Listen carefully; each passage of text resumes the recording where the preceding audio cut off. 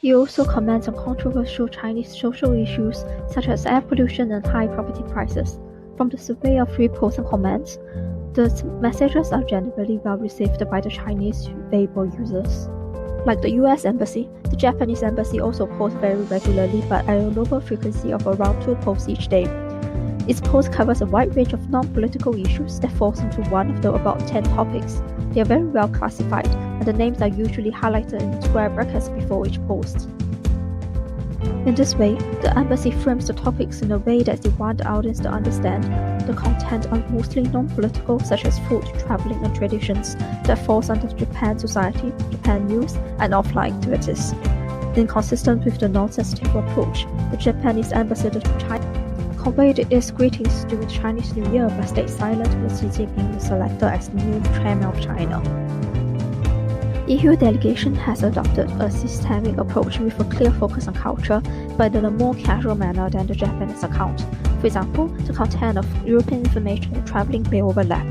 Daily posts on EU culture, such as famous paintings and quotes, are a must-do and amount for more than 1/3 of all the posts. However, soft political messages were also present. For example, a congratulatory message was posted when Xi Jinping was elected as the chairman. Weibo statistics allowed the authors to analyze presence expansion through repost, which reflects how many times a post is circulated among users, and commenting, which reflects whether a post generates discussion or not.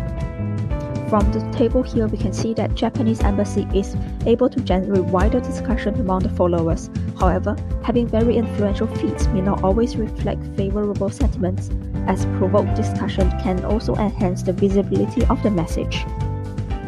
In general, Chinese Weibo users appear to be quite interested in the Japanese traditions and Japanese society, a fact that can be explained partially by the cultural similarity between the two nations. At the same time, the topics also reflected the public diplomatic priorities of the Japanese embassy. For the EU delegation, Chinese citizens are fond of the diversity of European culture, including painting, literature, architecture, and religion. Culture seems to be the most attractive and effective way of getting to know this rather unknown region for the most Chinese people. This coincides with the sender's message and EU's strategic focus on cultural promotion. While the capacity of social media to facilitate the interaction between the message sender and audience is very well recognized, but the mechanism that enables this interaction is not fully understood. Hence, the author seeks to bridge this gap. First, what distinguishes new and old public diplomacy is listening.